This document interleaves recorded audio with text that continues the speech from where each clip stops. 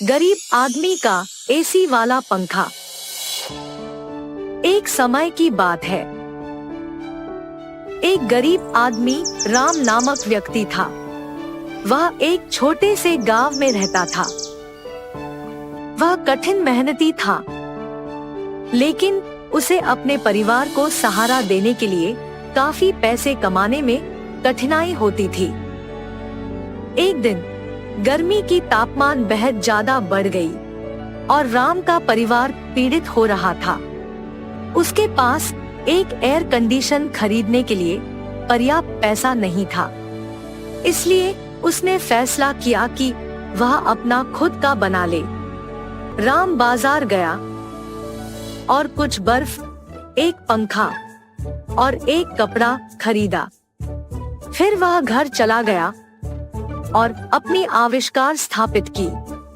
उसने पंखे के सामने बर्फ रखी।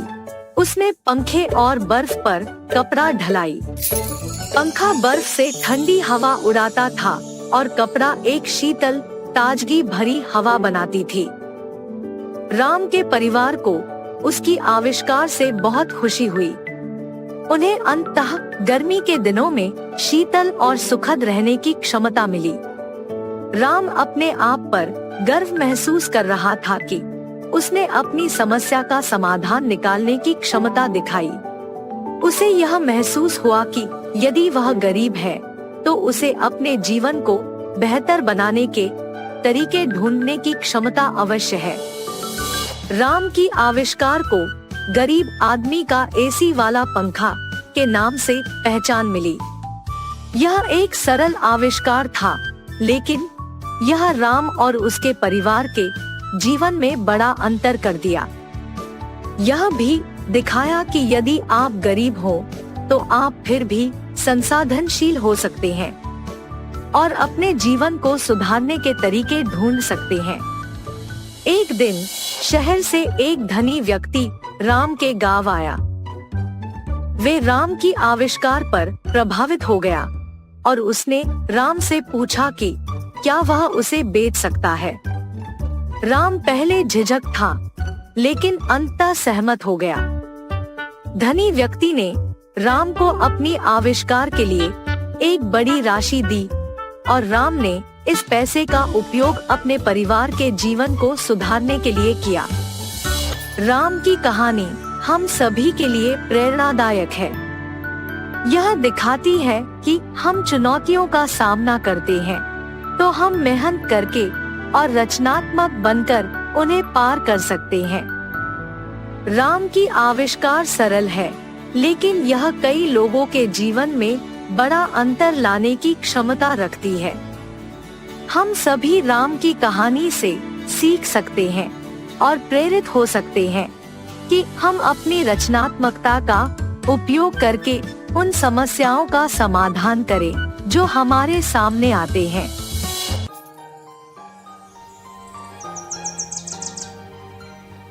वाराणसी नामक एक शहर में था एक जवान लड़का देव, जो अपनी विधवा माँ के साथ रहता था।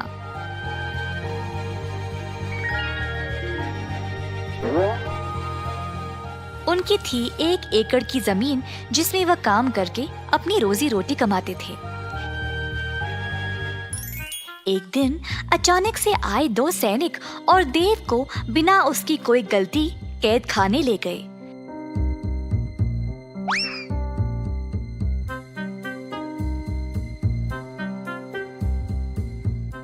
देव की माँ ने सैनिकों से बहुत भीख मांगा, पर उन्होंने उनकी बात नहीं सुनी और उसको कैद खाना ले गए।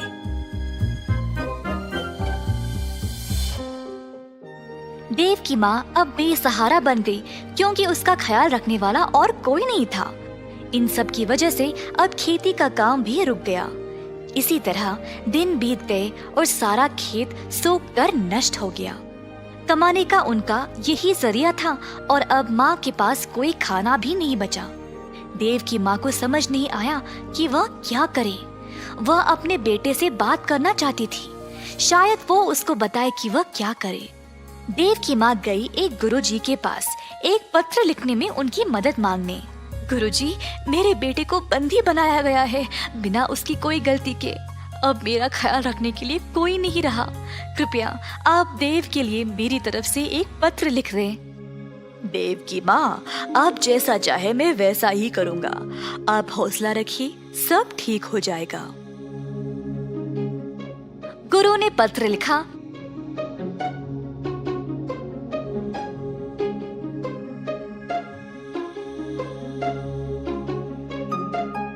और फिर देव की माँ उसको कैद खाना ले गई। दरवाजे पर पहरेदार ने माँ को रोका। कौन हो तुम? मैं ये पत्र अपने बेटे देव को देना चाहती हूँ। आपको अंदर जाने की आवश्यकता नहीं है, इस पत्र को उस डिब्बे में डाल दो। देव की माँ ने वैसा ही किया और वहाँ से चली गई। कैद खाने पर जो भी खाना, पत्र या तोहफे आते थे, पहले पहरेदार उनको जांचते थे और तब ही कैदियों तक पहुँच जाते। इसी तरह देव की माँ का पत्र भी पहले पहरेदार ने जांचा और फिर देव तक पहुँचाया। माँ का पत्र पढ़कर देव को बहुत बुरा लगा। वह सोच रहा था कि वह क्या करे जब उसके बाजू में एक और कैदी ने बोला, हे देव, तुम्हारे परिवार ने क्या भेजा है तुम्हारे लिए? कुछ नहीं भाई, बस ये पत्र है। मेरी पत्नी ने मेरे लिए मेरा मनपसंद केक भेजा है, पर इन पहरेदारों ने तो इनको पूरा खराब कर दिया। तो हमें जो भी मिलता है हर एक चीज की जांच होती है क्या? हाँ जी भाई साहब। देव को इस बारे में पता लगने के बाद उसने वापस अपनी माँ को एक पत्र लिखा। पहरेदार एक एक करके पत्र पढ़ते गए। जब एक पहरेदार ने बोला, हे, देखो इस पत्र में क्या लिखा है। क्या है, जरा दो इधर। पहरेदार ने फिर जोर से पत्र को पढ़ा। मैया, आप मेरी चिंता ना करें। बहुत साल पहले बापू ने हमारे खेत में एक मटका छुपाया था जिसमें बहुत सारा सोना और खजाना रखा है। आप उस मटके को खोद निकालो और फिर उस धन से आपकी सारी परेशानी समाप्त हो जाएगी। अच्छा, चलो भाई, जल्दी जाकर इस खजाने को ढूंढ निकाले। दोनों पहरेदार लालची बन गए और देव के खेत पर जाकर जमीन खोदने लगे। खोदते खोदते उन्होंने पूरे 1 एकड़ की जमीन को खोद दिया, पर उनको कोई खजाने का मटका मिला ही नहीं। जल्द वे थक गए। क्या करे ये ना जानकर दोनों पहरेदार वापस कैद खाना चले गए। अगली सुबह जब देव की माँ जागी तो उसने देखा कि सारा जमीन जोता हुआ था और ताज़ी मिट्टी बाहर आई हुई थी। देव की माँ ने फिर से खेती बाड़ी का काम शुरू किया और अन्य बीज बोया। धीरे धीरे वह पैसे कमाने लगी और कुछ ही समय में उसने काफी पैसे जमा लिए, जिससे उसने अपने बेटे को जेल से रिहा करवा लिया। अगर मन से कोई चीज चाहिए होती है तो उसको पाने के लिए कोई ना कोई रास्ता निकल आता है। कई साल पहले तिरुनगर एक नगर में था पटेल, जिसके पास था एक साड़ी की दुकान। पटेल के पूर्वजों से ये कारोबार चलते आ रहा था और उसके पिताजी इस व्यापार का अत्यंत आदर करते थे। पटेल के बड़े होने के बाद उन्होंने दुकान की जिम्मेदारी पटेल को सौंप दी। पटेल अपने पिता की बातों को अक्सर अनसुना करके केवल दुकान जाकर खाली बैठता था, बिना कुछ काम किए। एक दिन दुकान जाते समय रास्ते में पटेल ने अपने दोस्त पलंग को बुलेट की बाइक पर देखा। उस समय से पटेल भी बुलेट के सपने देखने लगा। वाह, काश मेरे पास भी बुलेट होती, मैं भी लाऊंगा और गली गली घूमूंगा। पर तभी पटेल को ये एहसास हुआ कि बुलेट खरीदने के लिए उसके पास उतने पैसे नहीं थे। निराश होकर वह दुकान पर बैठा रहा जब अचानक से उसको एक विचार आया। उसने अपनी दुकान के 3 कर्मी को बुलाया।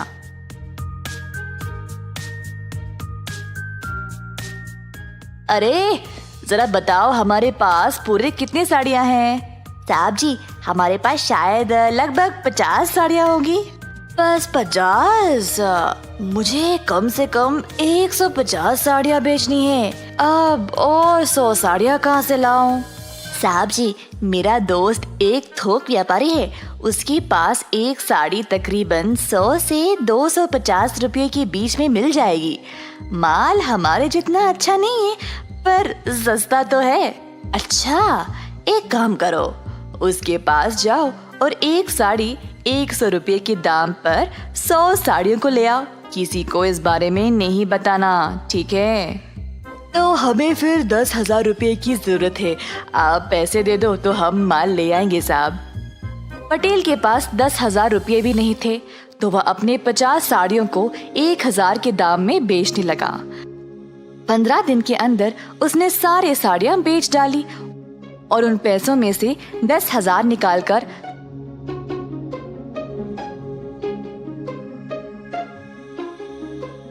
100 और साड़ियां खरीद ले आया। पटेल ने अपनी दुकान को ऐसे सजाया जिससे लोग आकर्षित होकर उसके दुकान पर आने लगे।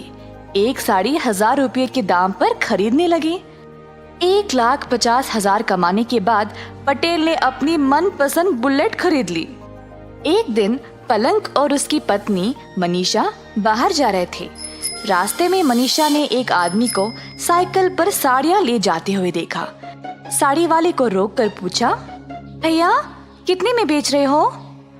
100 रुपये में एक साड़ी मैडम। अच्छा, जरा मुझे दिखाओ।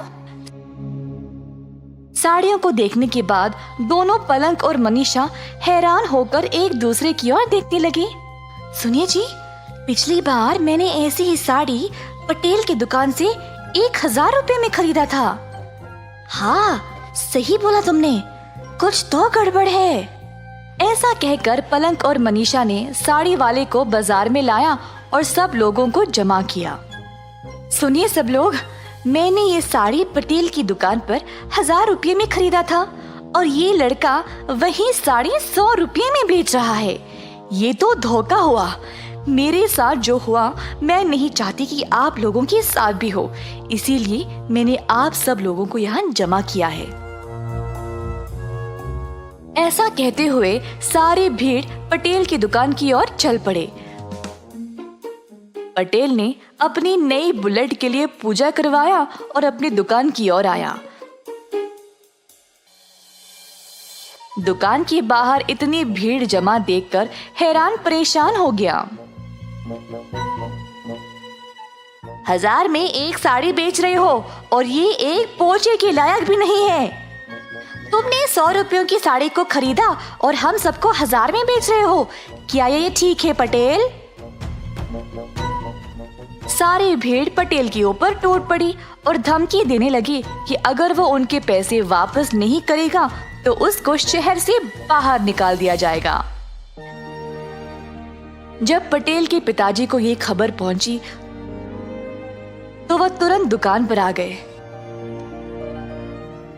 सुनिए भाइयों और बहनों, सुनिए, कृपया आप सब लोग क्षमा कर दे।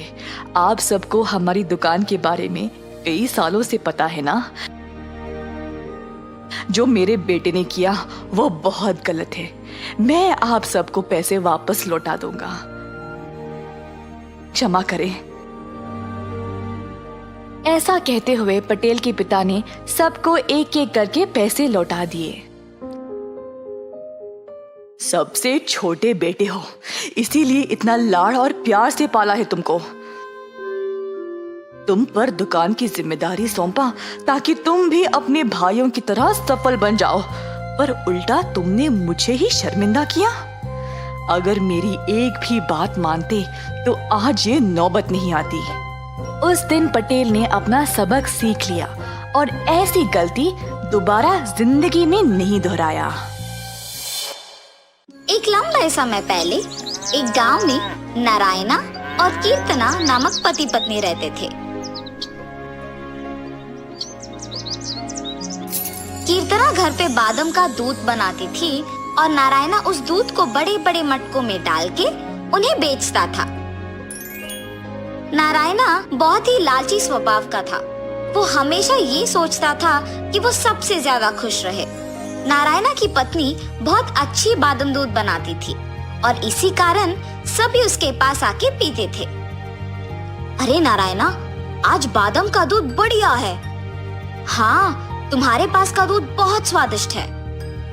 ऐसे सभी उसके बनाए हुए बादाम के दूध का अभिनंदन करते थे। संकेत नामक एक लड़के को बादाम दूध बहुत पसंद होने के कारण उसकी माँ से पैसे लेके हर रोज बादाम दूध पीता था। ऐसे ही एक दिन संकेत अपने माँ के पास पैसे लेके नारायणा के पास जाता है।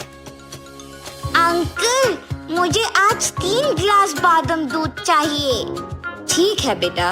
ऐसे संकेत के पास पैसे लेके उसे 3 गिलास बादाम का दूध देता है। संकेत खुशी से वो पी के चला जाता है। अगले दिन जब संकेत उसके माँ से पैसे मांगने जाता है, तब माँ, मुझे 50 रुपए दो ना। हाँ, 50 रुपए क्यों? बादाम दूध खरीदने माँ। हर रोज पीने के बावजूद और पीने का मन कर रहा है। आज तुम्हें देने के लिए मेरे पास पैसे नहीं हैं, कल दूंगी। नहीं, मुझे आज ही पीना है, मुझे आप भी पैसे दो।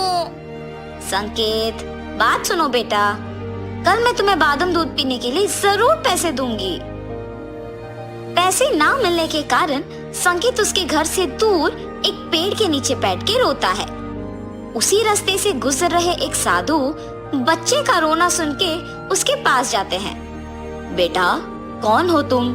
क्यों रो रहे हो? मेरी माँ ने मुझे बादाम दूध पीने के लिए पैसे नहीं दिए, इसीलिए रो रहा हूँ। रोना मत बेटा, आज से तुम जो चाहोगे वो होगा। ऐसी शक्ति मैं तुम्हें दे रहा हूँ, लेकिन याद रखना, अगर तुम्हारे सहारे किसी ने इसका सही उपयोग नहीं किया तो तुम ये शक्ति खो दोगे। ऐसे कह के वहाँ से साधु चले जाते हैं। मैं जहाँ बादाम दूध पीता हूँ, वहाँ का सारा दूध मुझे ही मिलना चाहिए। ऐसे मांगते ही नारायणा के पास के सारा बादाम दूध संकेत के सामने प्रत्यक्ष होता है।